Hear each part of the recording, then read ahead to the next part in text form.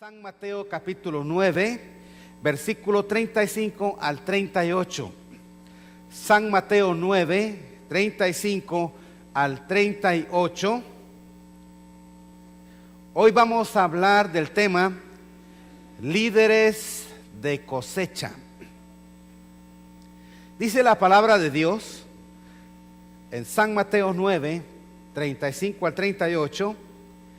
Recorría Jesús todas las ciudades y aldeas, enseñando en las sinagogas de ellos y predicando el evangelio del reino y sanando toda enfermedad y toda dolencia en el pueblo. Y al ver las multitudes, tuvo compasión de ellas, porque estaban desamparadas y dispersas como ovejas que no tienen pastor. Entonces dijo a sus discípulos: a la verdad la mies es mucha, mas los obreros pocos. Rogad pues al Señor de la mies que envíe obreros a su mies.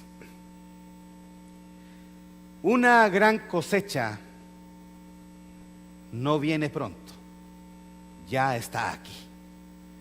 Estamos viendo el mover del Espíritu de Dios en el sur de California como no se había visto antes. En los últimos 10 años, las iglesias cristianas en el sur de California, especialmente en Los Ángeles, han crecido de una manera que no se miraba antes. De una manera que solamente ocurría en países como Guatemala o El Salvador, que son países en Centroamérica que han experimentado un crecimiento del evangelio que es sorprendente. Pero eso no se veía fuera de esos países. Sin embargo, en Los Ángeles y en el sur de California estamos viendo un crecimiento del evangelio de una manera que no había ocurrido.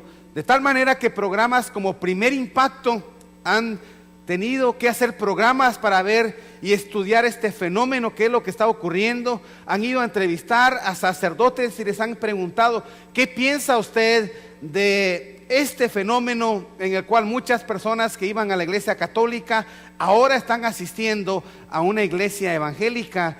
Y el número es grande, es sorprendente. Entonces, esto ha captado la atención de muchas personas, por lo cual decía en un principio de que no es una gran cosecha que va a venir, sino que es una cosecha que ya está aquí. El crecimiento ya comenzó a ocurrir. La gente está abriendo su corazón a Jesucristo y nuestros ojos están viendo en Los Ángeles algo que habían anhelado ver por muchos años. Pero hay una gran cosecha. Pero cuando hay una gran cosecha se necesita de líderes que estén dispuestos a trabajar para recibir esa cosecha. Si no hay cosecha, si no hay líderes para recibir la cosecha se va a perder. Suponga usted que hay un campo donde hay una gran plantación de naranjas y luego el dueño de ese campo solamente tiene un obrero para ir a colectar las naranjas. Y él tiene casi 1000 árboles plantados. Una sola persona no va a poder colectar la cosecha de 1000 árboles. Probablemente ni siquiera la de un solo árbol, porque no le va a dar tiempo. En lo que él está cosechando en un árbol, los otros 999 árboles, el tiempo le va a pasar y el fruto va a caer y se va a perder. Por eso cuando hay una gran cosecha, la preocupación de Jesús es que se levanten obreros para que esa cosecha no se pierda. Ahorita no estamos en el tiempo de pedirle a Dios que levante un avivamiento, porque el avivamiento ya está. El tiempo ahorita es de pedirle a Dios que levante hombres y mujeres de Dios que estén dispuestos a meterse en el campo para recibir esa cosecha que ya está a punto de ser segada.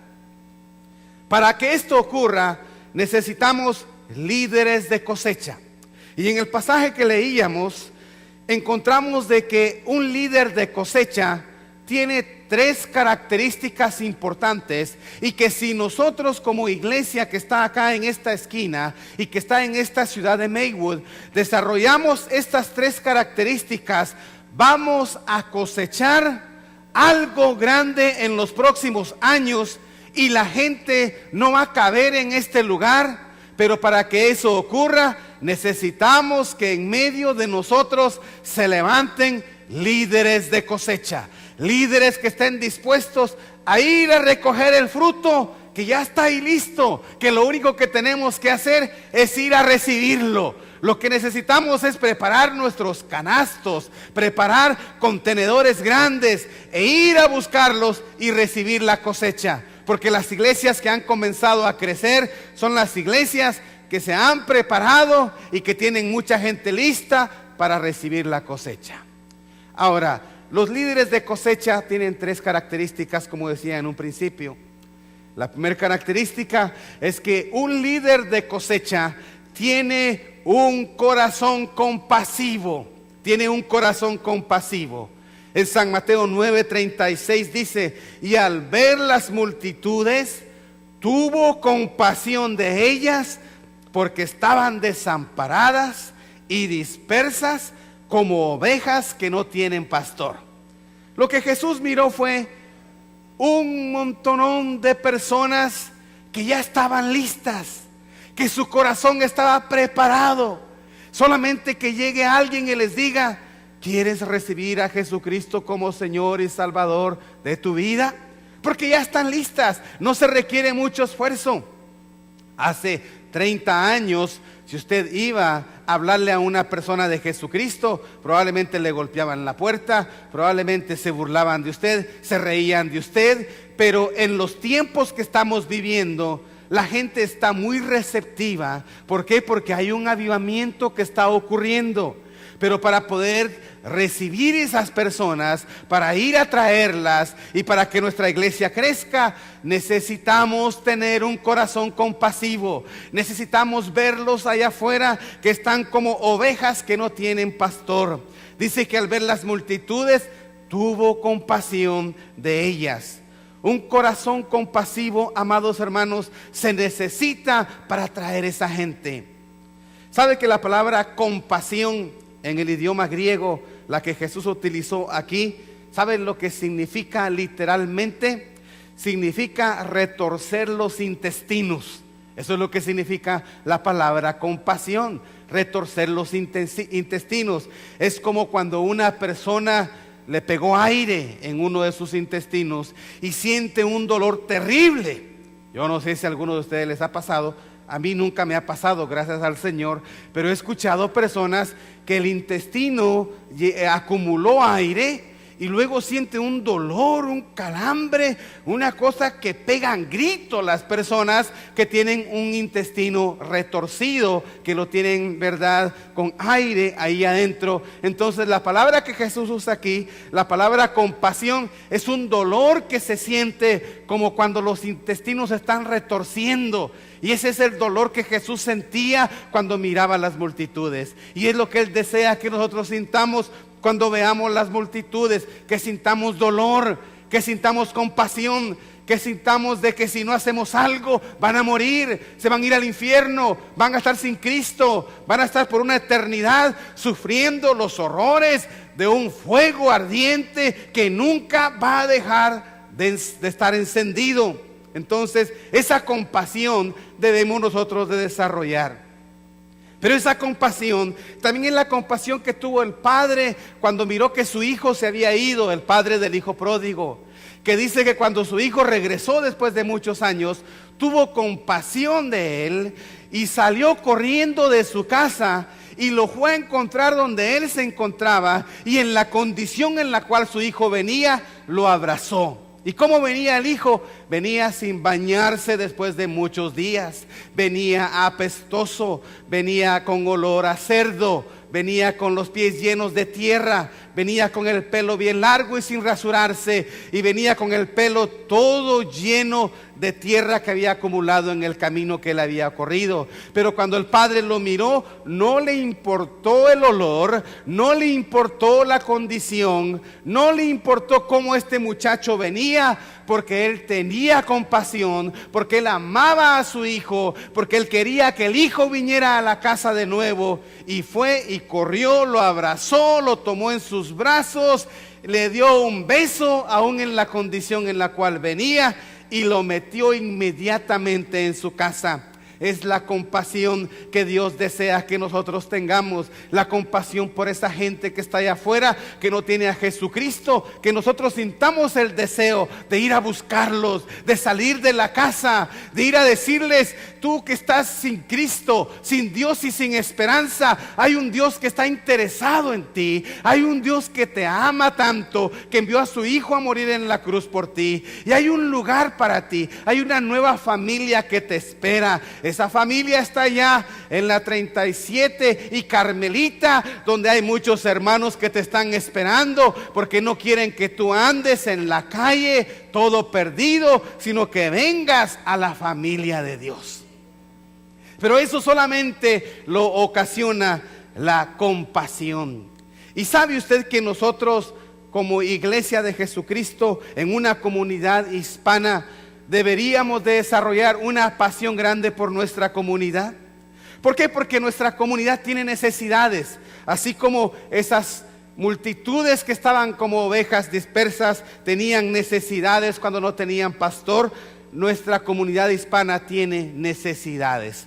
¿Cuáles son las necesidades de nuestra comunidad hispana? Bueno, la migración, ¿verdad? El asunto de migración es probablemente una de las necesidades prioritarias. 12 millones de hispanos en Estados Unidos no tienen documentos. La mayoría de ellos viven en el sur de California. El problema segundo de nuestra comunidad hispana es el problema de salud. 32% de los hispanos no tienen seguro médico. 68% de los hispanos tienen trabajos laborales. ¿Qué quiere decir trabajos laborales? Que trabajan en una casa, que trabajan en una fábrica, que trabajan a lo mejor, ¿verdad? En lugares, en una compañía de construcción, en otros lugares. Esos son trabajos laborales. Y el 68% de los hispanos trabajan en trabajos laborales. Solamente el 18% de nuestra comunidad hispana tiene trabajos profesionales, es decir, que están en una oficina, que tienen a lo mejor ya un bachelor's degree, que tienen una maestría. Solamente el 18% de hispanos tiene una profesión. Entonces, eso es una necesidad. Es una necesidad ante la cual nosotros no debemos de quedarnos cruzados, que tenemos que hacer algo para cambiar esas estadísticas. ¿Y cómo vamos a hacer algo para cambiar esas estadísticas? Bueno, viendo que son como ovejas que están sin pastor, y como iglesia nosotros promover programas para que esta gente se concientice y de una manera especial salgan de eso a algo más productivo para la gloria del Señor. Y usted como padre puede poner su granito de arena. A lo mejor usted dice: bueno, pues yo no tenía una profesión cuando vine de mi país, por eso cuando llegué acá, pues estoy en un trabajo laboral, estoy en una fábrica o estoy trabajando en una casa. Y eso es honroso, porque el trabajo es honroso para la gloria del Señor. ¿Cuántos dicen amén? Pero usted tiene en sus manos la oportunidad de cambiar la historia del pueblo hispano. ¿Y cómo usted lo puede hacer? Con la generación que viene detrás de usted, con sus hijos. Comience a hablarles de la importancia de la educación. Comience a hablarles de la importancia de que vayan a una universidad. Si su hijo le dice high school es suficiente, dígale: no, mijito, lo siento mucho, pero yo en ti veo un doctor, yo en ti veo un abogado, yo en ti veo a lo mejor el próximo gobernador de California. Comience a decirle eso a su hijo. ¿Sabe por qué? Porque sí lo puede llevar a cabo y lo puede cumplir para la gloria del Señor, porque Dios le ha dado a sus hijos el potencial para llegar a conquistar cosas grandes para la gloria de su nombre. Pero Dios nos ha llamado a nosotros para ser los que abren camino para que nuestros hijos lleguen a esos lugares, para que de aquí a unos 10 años las estadísticas cambien y se diga en el censo del año 2020, se diga: la comunidad hispana ahora tiene un 68% de trabajos profesionales y un 18% de trabajos laborales. Lo podemos cambiar la dirección de nuestra comunidad hispana si hoy nosotros nos preocupamos por nuestra comunidad y comenzamos a cambiar la dirección de nuestros hijos para la gloria de Dios. ¿Cuántos dicen amén? Usted lo puede hacer. Otro problema de nuestra comunidad hispana es que el 21% de nuestros hispanos viven bajo el nivel de pobreza en Estados Unidos. No viven en el nivel de pobreza, viven bajo el nivel de pobreza. En este tiempo, y no lo quiero asustar a usted, pero ya ganar $35,000 al año se considera nivel de pobreza. En este momento, nivel de pobreza, $35,000 al año. Si una persona gana menos de $24,000 al año, está ganando bajo el nivel de pobreza. Entonces, cuando vemos las estadísticas que nuestra comunidad hispana está bajo el nivel de pobreza, es porque los trabajos que nadie quiere hacer, nosotros los hacemos. Los trabajos, y como nadie los quiere hacer, y como ya no somos una comunidad hispana pequeña, sino es grande, sino que ese trabajo que nadie quiere hacer, hablando de los gringos, los hispanos lo quieren hacer, pero no es un hispano el que lo quiere hacer. Son aproximadamente 3 millones de hispanos en Los Ángeles que quieren hacer ese trabajo. Y como son muchos los que lo quieren hacer, entonces las compañías se aprovechan y le dicen, bueno, tengo 1,000 aplicaciones aquí, si quieres que te pague $6 la hora, está bien. Y como no queda otra, pues lo aceptamos. Entonces, por eso es que estamos en esa condición. Pero ¿sabe una cosa muy importante? Dios, amados hermanos, es el Dios del pueblo hispano. ¿Cuántos dicen amén? Y una promesa en la palabra de Dios es de que a los que aman a Dios todas las cosas le ayudan a bien. Y puede ser que lejos de Cristo estábamos en esa condición, pero cuando venimos a los pies de nuestro Señor Jesucristo, Él hable de nosotros, Él abre frente a nosotros un nuevo camino, nos comienza a bendecir, nos comienza a prosperar y dentro de nosotros comienza a desarrollarse una bendición que Dios pone a todos aquellos que le aman de una manera especial. Denle un fuerte aplauso para la gloria del Señor, porque usted puede ser bendecido. Puede ser bendecido porque Dios está con usted. Un corazón compasivo, amados hermanos, es el corazón que ve las necesidades de la comunidad y dice, tenemos que hacer algo por ellos. Y la primera cosa que usted y yo podemos hacer por nuestra comunidad es hablarles de Jesucristo. Es decirles, Jesús te puede ayudar, Jesús puede cambiar tu historia, Jesús puede cambiar la dirección de donde vas y Él te puede bendecir de una manera especial. Porque la palabra de Dios en el Salmo 23, el último versículo, dice que las bendiciones de Dios nos seguirán todos los días de nuestra vida. El pueblo de Dios, amados hermanos, no va a ser un pueblo bendecido, es un pueblo bendecido ya. Un pueblo bendecido por fe. Aunque en este momento no tengamos nada, por fe declaramos de que lo tenemos todo en el nombre de Cristo Jesús. Y conforme caminamos en esa fe y en esa declaración y creyendo que somos bendecidos, las puertas se comienzan a abrir, las ventanas de los cielos comienzan a abrirse y la bendición de Dios se derrama sobre nosotros. Y es por eso importante que nosotros debemos de tener compasión por esa gente que no tiene a Cristo allá afuera, porque cuando ellos se entregan a Jesucristo, la bendición de Dios viene a nosotros.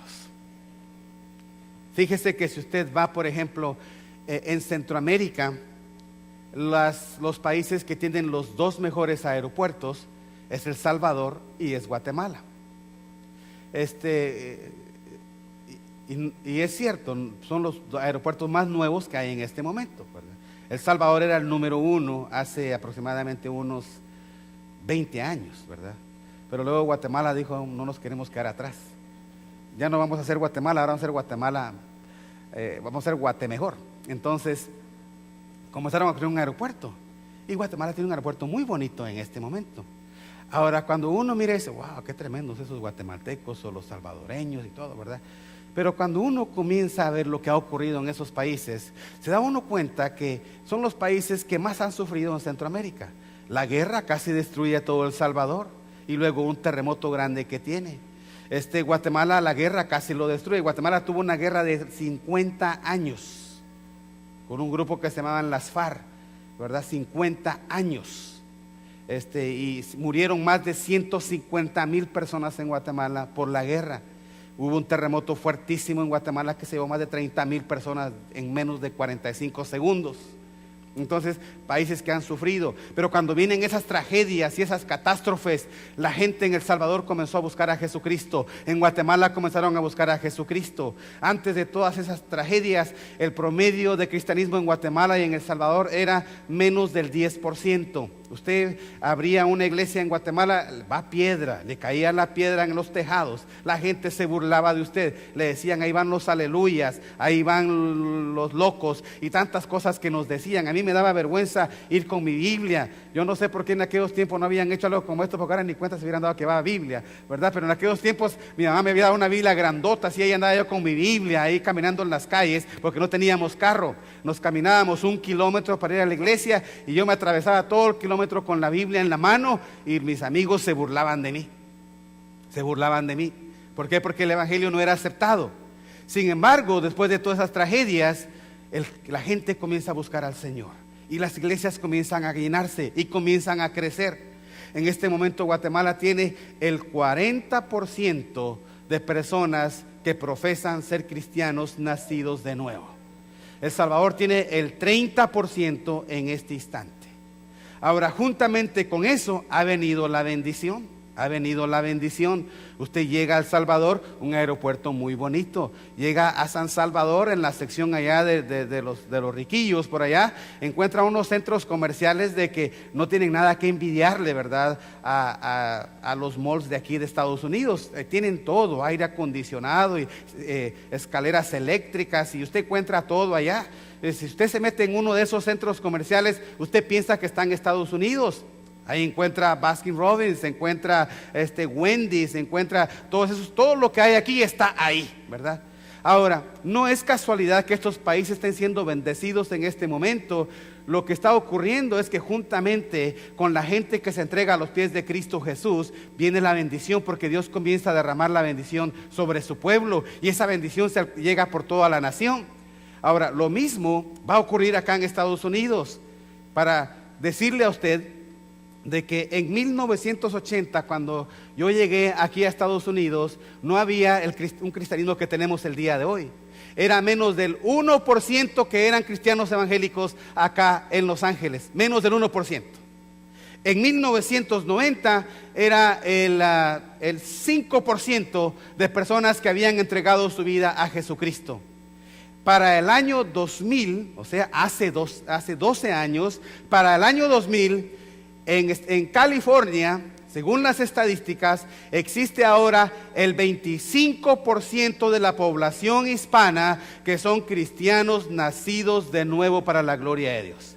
Y le pongo énfasis nacido de nuevo porque mucha gente se llama cristiana, pero la verdad es de que dejan mucho que desear. Un cristiano nacido de nuevo es aquel que de verdad tiene un compromiso serio con Jesucristo y que Cristo ha cambiado su vida totalmente para la gloria de su nombre.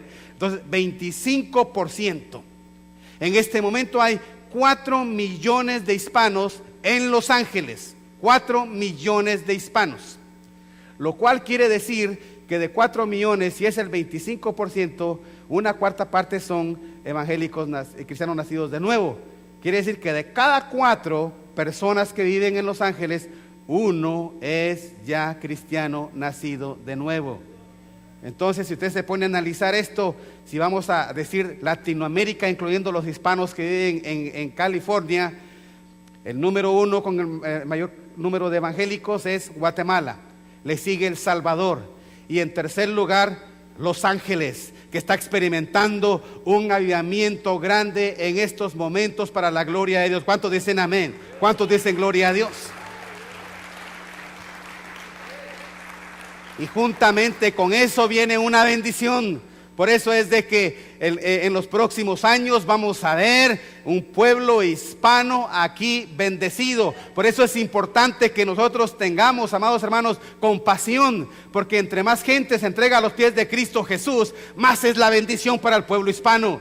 Como ocurrió en Almolonga, gente que iba a vender cacahuates a los mercados en un costal. indígenas con sus caites todavía allá en los mercados vendiendo, deseando que alguien les comprara. Pero cuando llegó un hombre ungido de Dios a orar por Almolonga desde una montaña, y después bajó a la ciudad a predicar el evangelio, y se convirtió 1, 2, 3, y en menos de 10 años toda la población total de Almolonga entrega su vida a los pies de Cristo Jesús, de tal manera que cierran las cárceles, la estación de policía y todo eso.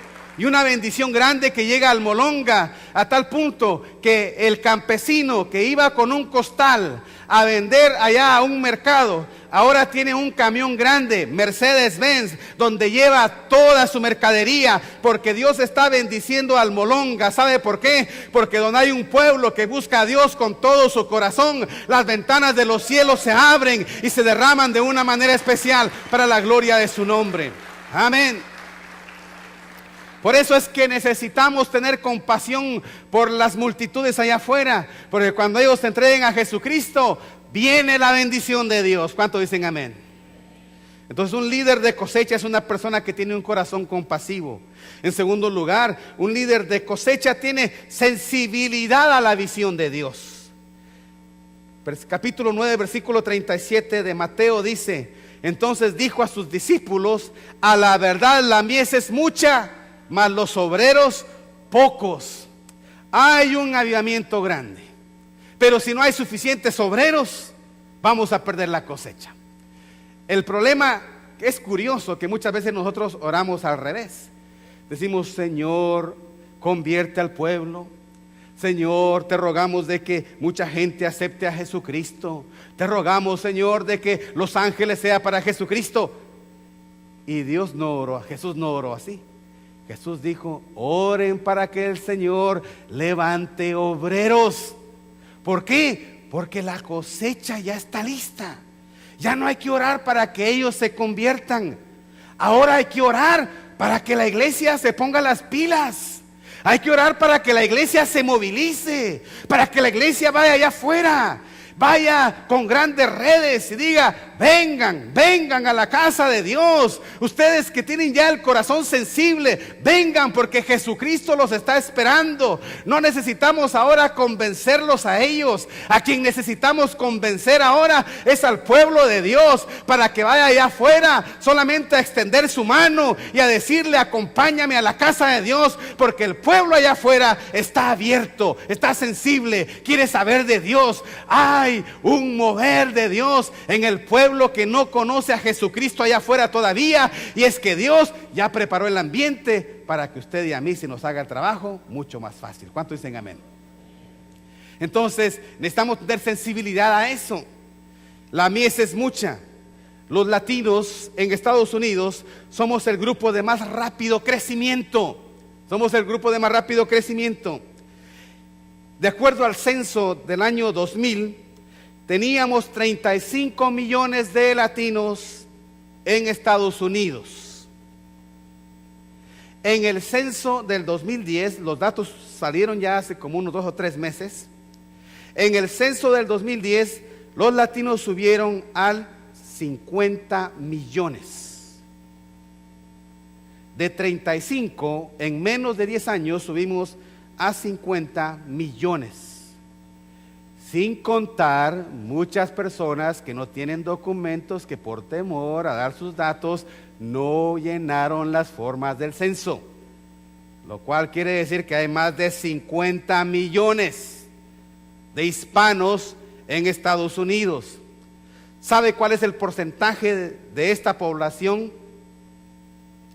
Quiere decir, bueno, antes de ir a eso, en California, en el año 2000, teníamos 11 millones de hispanos. En el año 2010 subimos a 14 millones. En este momento somos 14 millones solo en California. ¿Sabe qué significa eso? Significa que el 37% de la población en todo California son hispanos. Casi la mitad. La revista Time sacó un artículo esta semana y dice: en las próximas elecciones del año 2012, que es en noviembre de 2012, en las próximas elecciones, los que van a determinar quién va a ser el próximo presidente de Estados Unidos son los latinos. Lo dice Time Magazine. La influencia, el poder, lo que Dios nos está dando acá es que nos está levantando como una nación de poder para la gloria de su nombre. ¿Cuántos dicen amén? ¿Cuántos dan gloria a Dios por eso? Amén. Casi la mitad de la población. Y lo curioso es que más de 4 millones vivimos solo aquí en Los Ángeles. Aquí decía el doctor Font el día de ayer en una reunión que tuvimos en Orange County. Él decía, cuando yo vine a Estados Unidos, él vino como en los 70, 65 por ahí. Cuando yo vine a Estados Unidos y caminaba en las calles de Los Ángeles, si yo me encontraba con un latino, me bajaba del carro y lo iba a saludar para hablar español con él. Hoy día, dice, si yo manejo en el centro de Los Ángeles, me bajo solamente si veo a un gringo para saludarlo y hablar inglés con él. Porque estamos llenos de hispanos por todos lados. Usted va a Huntington Park, Bell, Maywood, todas las ciudades que están por acá, pupusería, no sé qué cosa por acá, tacos al pastor por acá, tacos al sacerdote por allá, y todo eso lo estamos vendiendo. Pura venta de cosa latina.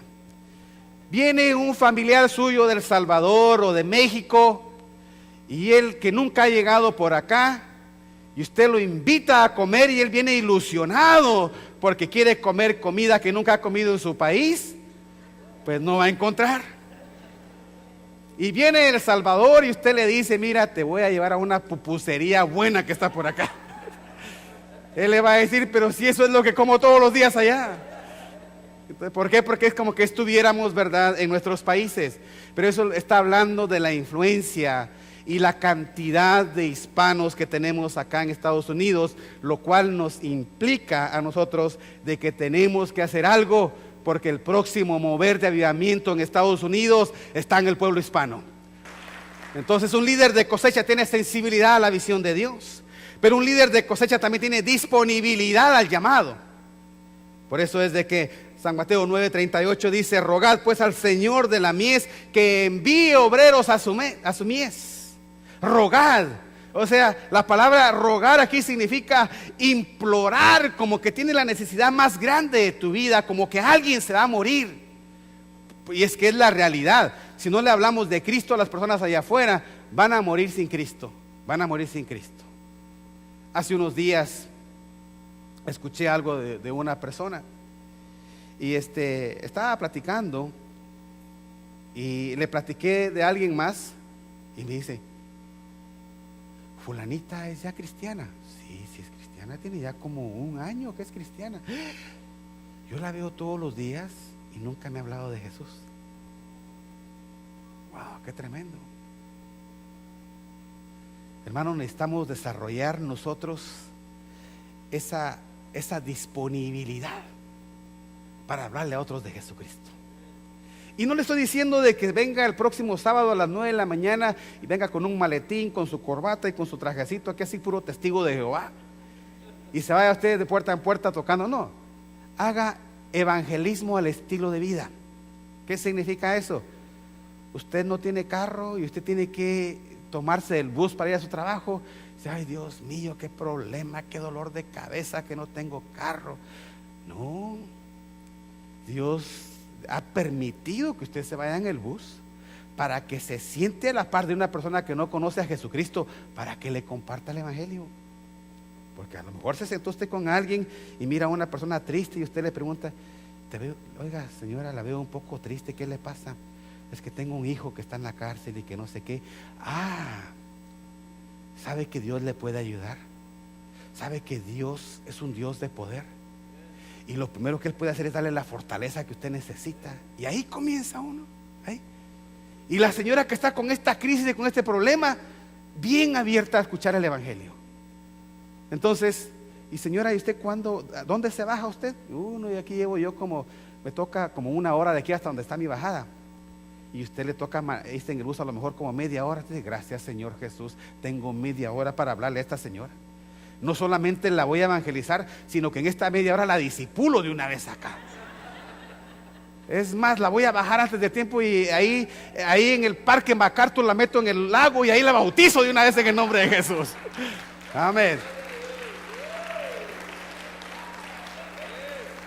Eso se llama evangelismo al estilo de vida, aprovechar la persona que está con nosotros sin necesidad de ir fuera de nuestro camino. Entonces, disponibilidad, hablar de Jesucristo, rogad al Señor que envíe obreros.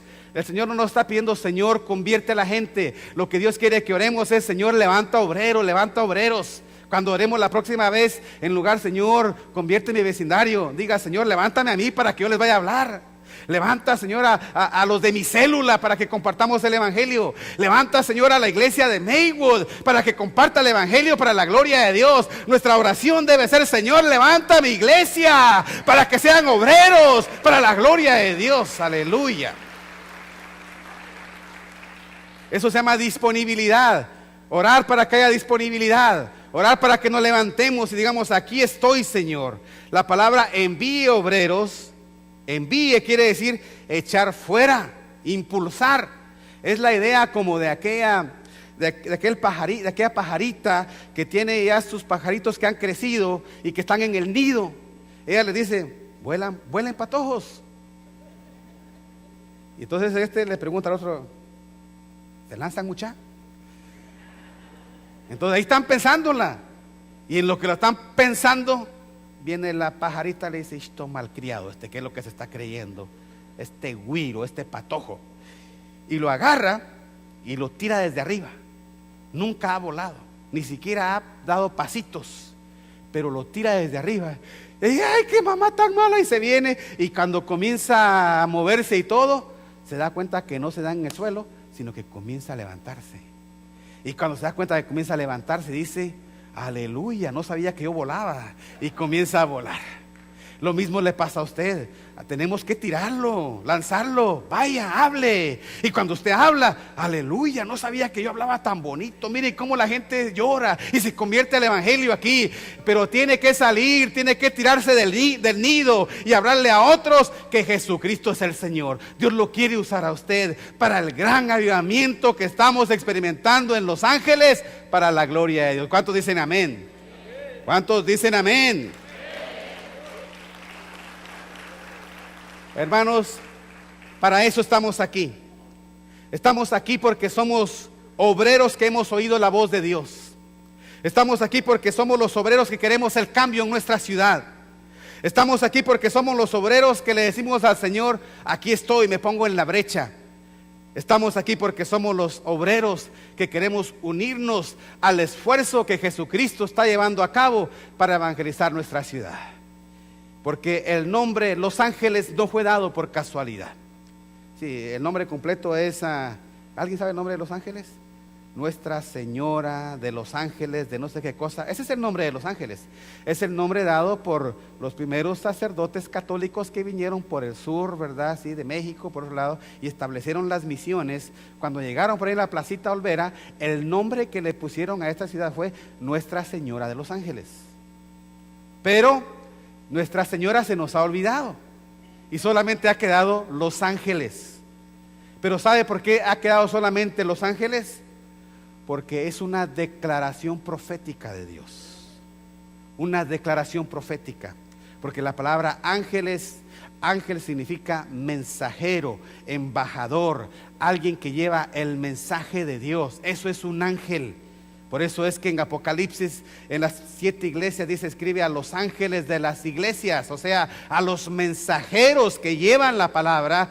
Los ángeles se llaman Los Ángeles porque es una plataforma que Dios ha escogido antes que usted y yo llegáramos aquí, para que sea un lugar de proclamación del evangelio a lo último de la tierra. Yo antes predicaba de que el avivamiento está en Latinoamérica para alcanzar los pueblos no alcanzados, pero luego Dios, al ver lo que está ocurriendo en Los Ángeles, me ha hecho pensar de nuevo y me ha hecho pensar que es Los Ángeles el que va a levantar un bastión fuerte de evangelización, para evangelizar no solamente el sur de California, sino otras naciones para la gloria de Dios. Y es por eso que usted vino acá, es por eso que Dios lo sacó a usted de su país, y algunos de ustedes los hizo nacer acá en este lugar. ¿Sabe por qué? Porque Dios le quiere bendecir a usted, quiere bendecir al pueblo hispano para evangelizar las naciones para la gloria de su nombre. Para eso nos trajo aquí. Tenemos misión,